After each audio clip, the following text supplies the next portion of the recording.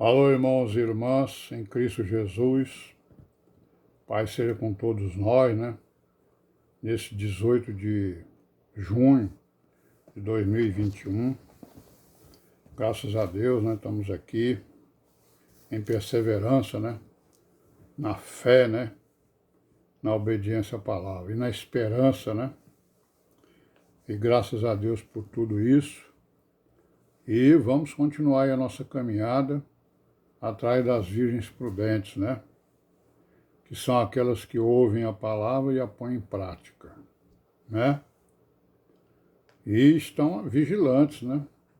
Elas estão vigiando todo o tempo contra as astutas ciladas do diabo, né? Contra os dardos inflamados, né, do maligno. São muitos os dardos, né, irmãos, que nós estamos vivendo. A época de hoje, os dardos foram multiplicados, né, grandemente, para não deixar que a igreja se manifeste ao mundo, né? Para não deixar que as virgens prudentes, né, se manifestem. E essas virgens prudentes, elas têm, né, oposição até das virgens loucas, né? As virgens loucas, que são os falsos irmãos que estão no nosso meio, né? Porque nós não conhecemos a mente de todos, né? Mas essas virgens loucas, elas estão atrás também elas são aliadas do diabo, estão atrás de não deixar a igreja florescer, não deixar a igreja crescer, né? Não deixar a igreja se manifestar. Então vamos continuar aqui com a nossa leitura. Nós estamos aqui na primeira de Pedro, no capítulo 4, né? Lemos até o versículo 5, nós vamos repetir aqui, né? Os quais hão de dar conta ao que está preparado para julgar os vivos e os mortos. Ou seja, todos nós vamos dar conta de tudo que fizemos e de tudo que falamos, né? E esse juízo começa pela igreja. A igreja ela está sendo julgada aqui e agora, né? Nós estamos sendo julgados aqui e agora. E aí vamos lá, ó. Porque por isso foi pregado o evangelho também aos mortos, para que na verdade fossem julgados segundo os homens na carne, mas vivessem segundo Deus em espírito. Então, ó, quem foi que pregou esse evangelho aos mortos?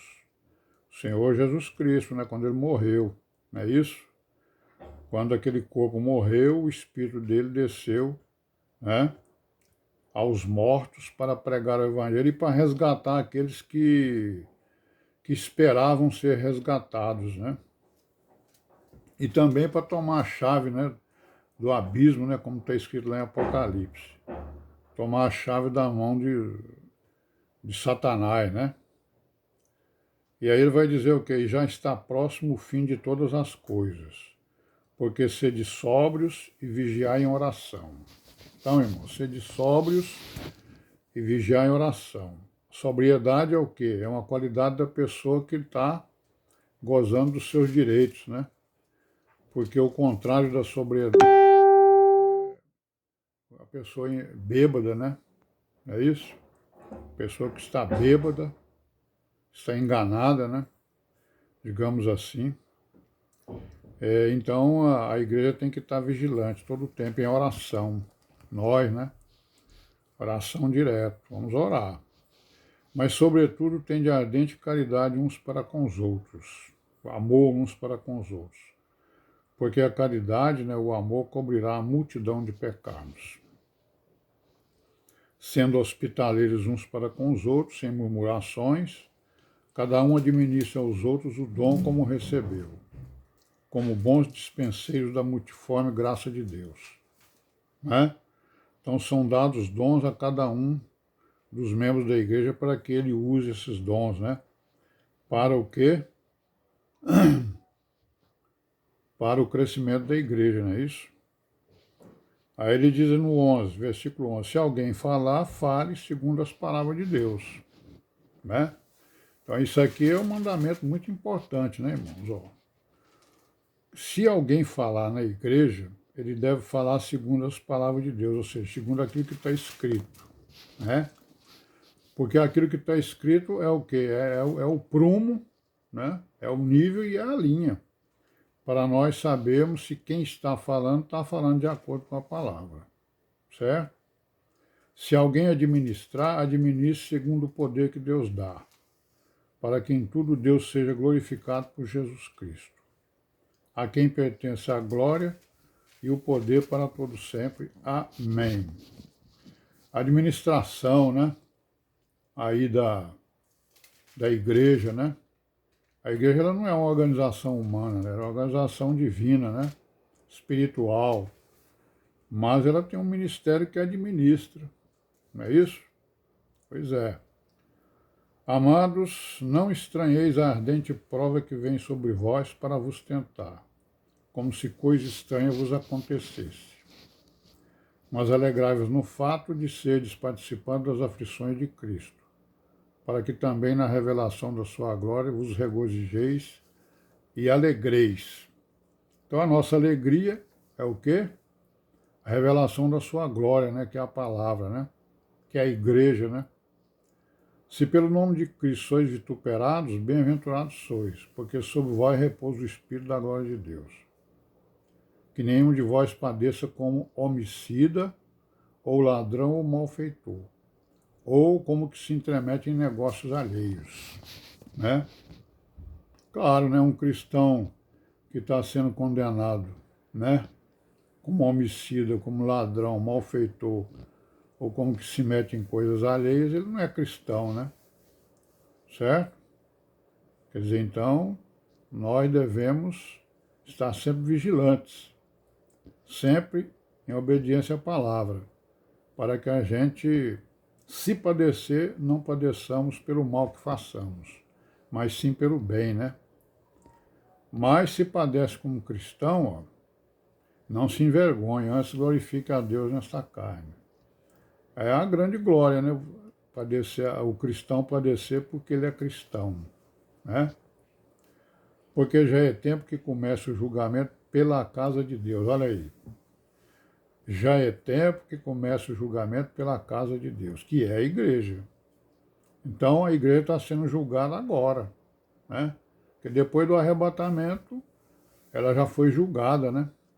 A igreja que vai ser arrebatada já foi julgada, é isso?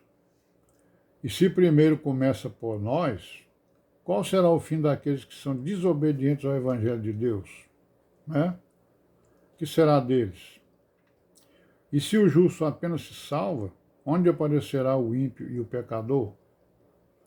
Portanto, também os que padecem segundo a vontade de Deus, encomendem-lhe as suas almas, como ao fiel Criador, fazendo o bem. Fazer o bem, né, irmãos? Falar também, né, o bem, né? Aí vamos para o capítulo 5, né, da primeira de Pedro, que ele vai dizer o quê? Aos presbíteros que estão entre vós, admoesto eu, que sou também presbítero com eles, testemunha das aflições de Cristo e participante da glória que se há de revelar. Presbítero, né? É o presidente, né, quem preside a igreja na localidade, né? E Pedro, ele presidia, né? Os apóstolos eram presbíteros, quer dizer, eles presidiam a igreja, né? Apacentai o rebanho de Deus que está entre vós, tendo cuidado dele, não por força, mas voluntariamente, nem por topo e ganância, mas de ânimo pronto, né? Então, a igreja, onde ela é levantada, é levantado também um ministério, né? Não, nem como tendo domínio sobre a herança de Deus, mas servindo de exemplo ao rebanho. Então, irmãos, olha isso aí, né? Servindo de exemplo ao rebanho. Servir de exemplo é uma coisa que está perto, né, irmão? O que está longe não serve muito de exemplo, não, né? Mas quem está perto, assim, né? Perto que eu digo assim, a igreja na localidade, né? Então, ele serve como exemplo, é para ele servir como exemplo ao rebanho. Quando aparecer o sumo pastor, alcançareis incorruptível coroa de glória. Semelhantemente vós, mancebos, sede sujeitos aos anciãos e sede todos sujeitos uns aos outros, revestidos de humildade. porque Deus resiste aos soberbos, mas dá graça aos humildes, né? E aí nós vamos parar por aqui, que já está em 10 minutos, né? Amanhã nós continuaremos, se Deus quiser. Paz seja com todos nós nesse dia. Amém. E até amanhã.